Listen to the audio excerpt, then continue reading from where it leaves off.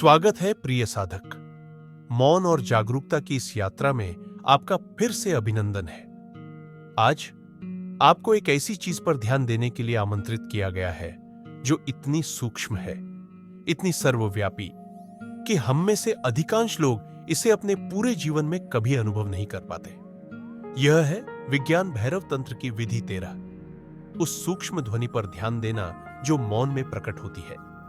शायद यह विरोधाभास लगे, मौन में ध्वनि को सुनना, लेकिन जैसा कि आप अनुभव करेंगे, एक पवित्र कंपन है, एक छिपी हुई गूंज जो न केवल आपके चारों ओर है बल्कि आपके भीतर भी है। आइए हम मिलकर उस ध्वनि की यात्रा करें। शिव देवी से कहते हैं, पूर्ण मौन में एक सूक्ष्म ध्वनि उत्पन्न होती है। यदि उस पर ध्यान केंद्रित किया जाए तो मन विलीन हो जाता है और साधक स्वयं वही ध्वनि बन जाता है। यह ध्वनि बाहरी नहीं है, यह किसी वाद्य यंत्र से उत्पन्न नहीं होती और न ही सामान्य कानों से सुनी जाती है। इसे कहते हैं नाद, अनाहत ध्वनि, शाश्वत कंपन। यहां तक कि आधुनिक विज्ञान भी मानता है संपूर्ण ब्रह्मांड कंपन में है। और यदि आप पर्याप्त शांत हो जाए, स्थिर हो जाए, तो आप इसे महसूस कर सकते हैं। एक शांत स्थान चुनिए, आराम से बैठ जाइए, आंखें बंद कीजिए और अपनी श्वास को सहज होने दीजिए। शरीर को ढीला पड़ने दीजिए, विचारों को धीमा होने दीजिए। अब सुनिए, कोई प्रयास मत कीजिए, बस खुले हृदय से सुनिए। कोई विशेष ध्वनि की खोज मत कीजिए, कोई संगीत, कोई स्वर, कुछ भी अपेक्षित मत कीजिए। बस मौन के भीतर सुनिए। शायद आप सबसे पहले अपने कानों में एक धीमा कंपन या जीवन ऊर्जा की हल्की सी गूंज सुने। यह शोर नहीं है, यह है द्वार। उस जागरूकता में टिके रहिए। अपना ध्यान धीरे धीरे उस मौन में उत्पन्न होने वाली ध्वनि पर स्थिर कर दीजिए।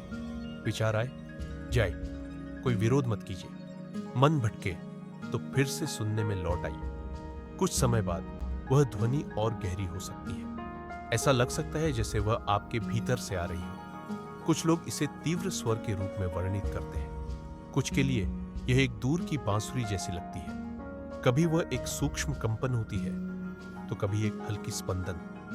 यह कोई मायने नहीं रखता कि यह कैसी प्रतीत होती है। मायने यह रखता है कि आप उस पर टिके रहें। यह सूक्ष्म ध्वनि केवल एक अनुभव नहीं है, यह एक पुल है।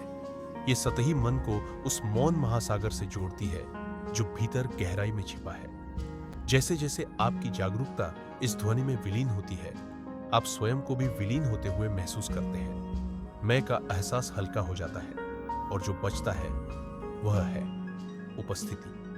जब आप गहराई से सुनते हैं तो आपकी जागरूकता फैलने लगती है।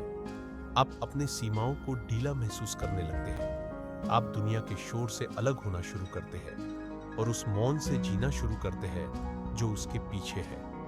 नाद वह ध्वनि है जो आपके सच्चे स्वरूप की है।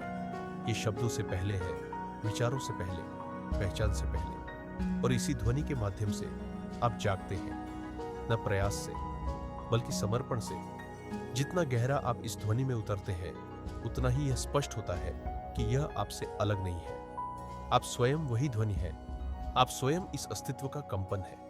अब जब आप आंखें खोलते हैं तो जानिए, वह ध्वनि कहीं गई नहीं है, वह यही है, हमेशा से थी।